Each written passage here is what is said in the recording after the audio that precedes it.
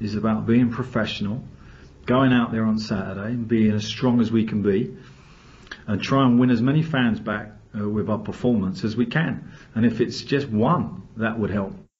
It's about being professional. Did Alan Pardew just say that? It's about being professional. Never mind how his players that he sent out onto the park last weekend at St Mary's strolled around doing absolutely nothing. It's about being professional. When was he professional? When he was on the touchline when Newcastle played Hull City and he decided to drop his nut on David Mailer. How professional was that? This is outrageous from Alan Pardew. Who on earth does he think he is? I was kind of half sympathising with him until he said that.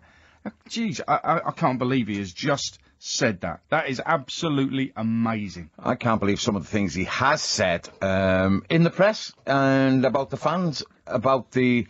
I can't believe what some people have said in the press on this show. This morning I heard Phil Brown said, the media will get you sacked. The fans will get you sacked. As though we're blaming everyone else bar the manager. I love Phil, he's a good lad, but I'm afraid there's only one thing that gets you sacked. Results. And being bottom of a league. And that's what they are. They haven't had a good run of results since last Christmas time. Yeah. January the 1st. They've won 3 games since January the 1st.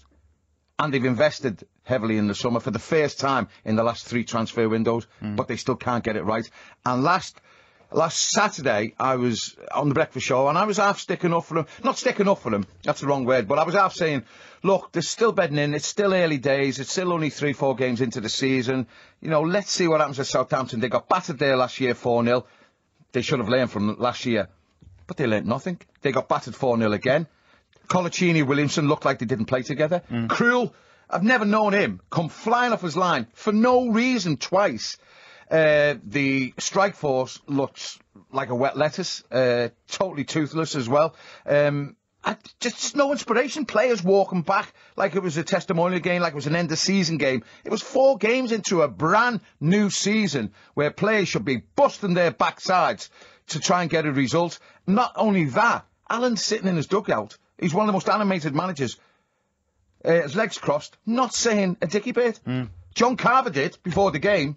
Where the fans were, he fronted them up, squared them up, the fans. I couldn't believe it. Well, why is it, this is, you know, people might say, well, he headbutted David Mailer a year ago, why are you bringing John's apologised, by the way, since. And listen, not just John Carver, the goalkeeping coach Andy Woodman has had to apologise as well for something he wrote on Twitter. Why are these coaches getting all energised and passionate with the fans when they should be coaching players?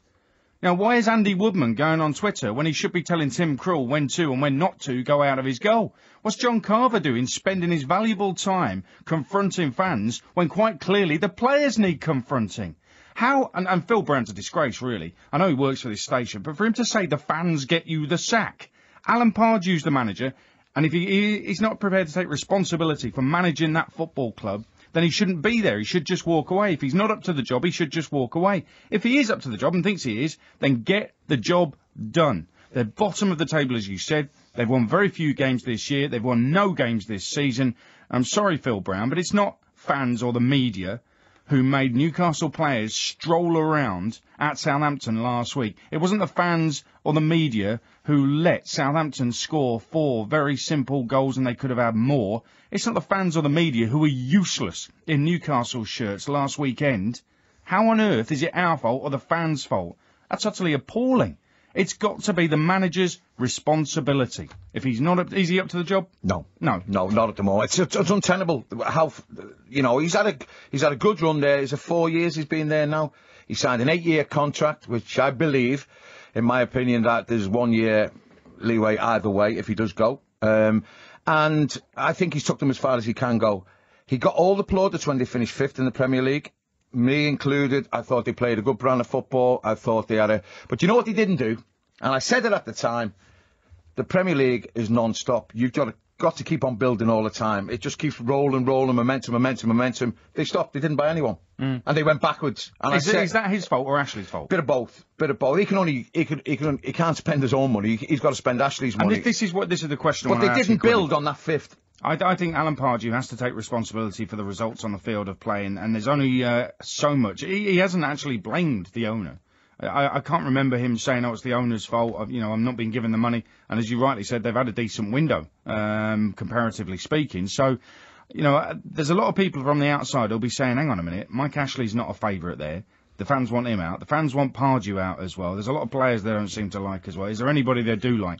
So how much of the blame is down to the owner? How much is down to Alan Pardew? Are his hands tied? I think, I would say in the transfer market they probably were tied. But I think this season they've invested. They bought 7 or 8 players. This is his team. Tactically, I've questioned his tactics on numerous occasions. But this season, I thought Manchester City's a tough opening game. They showed a little bit of will in that day. They showed enough, football-wise, since in a half-hour period. But since then, I've seen nothing. Nothing. And I think he's gone as far as he can with the club. And it's not a case of getting a manager sacked immediately. Or the results and performances tell you that. When I first went to Newcastle United, the club was in turmoil then. And I came from Portsmouth down the south coast, and of course I didn't know what was going on up in the northeast. I knew they'd been relegated, but there was supporters for change at the time, and fans were so frustrated, burning shirts on the pitch and so vocal. But that was directed at the board, who weren't spending money, and they wanted the board out. I mean, this time it's a little bit different because they're just so frustrated with the money that they're spending to watch football, which they're not getting value for money. And it stops at the manager because he's tactically the man in charge of that team. He's the one that picks the team. He's the one that the buck stops with results. Not Mike Ashley. I saw Newcastle a few times on this season. particular on this particular stance. Let me give another side to the Alan Pardew thing, and it will explain why I think it is time for Alan Pardew to move on. I think he just needs to go, regardless of the result and the protests tomorrow. This is why. I've seen Newcastle last season even play really well. And you talk about finishing 5th and it gets the plaudits. They finished in the top half last season. They had a really bad end to the season. But you know what? In the middle, you talked about the run around Christmas, and they were fantastic. Played some great stuff. Early season, I saw them at Villa. Played magnificent football. Won the game. So he can do it. He can manage a team that gets results and plays well. He needs to do it consistently. However, I had a lot of sympathy with Pardew when Johan Cabaye left. He didn't want him to go, and if he did go, he wanted him replaced, and he wasn't replaced. So you've got to have sympathy with the manager there. However, you move it on to this summer, and you've got a player, Hatem Ben Arfa, who is a crowd pleaser. He's a match winner on his day. He's immensely talented. He's the kind of player, and Newcastle fans, they really subscribe to this kind of philosophy. He's the kind of player you will pay money to see. Alan Pardew couldn't manage him. So Alan Pardew is not a man manager. He couldn't get the best out of him consistently on the football field, so he's not a particularly good football manager. Worse than that, he's allowed him to go to another Premier League club. He's like, why doesn't he just wave a white flag and say, I can't do the job? And what I'm going to do, I can't do the job properly, so what I'm going to do is deprive the fans of a player they're prepared to pay money to see. That's appalling management of a football club, isn't it? It is. Ben Arfa, when he reported back, again another weak excuse in my book, he called Ben Arfa unprofessional because he was £3 overweight after the summer break. £3, you could sweat that off in one training session. Well, tell me about how unprofessional the manager was when he headbutted David Mailer. That's unprofessional. Listen, let's get your thoughts on it. Mass protests at St James Park tomorrow. I'm going to be doing Match Day Live from St James Park, Newcastle, as they take on Hull City.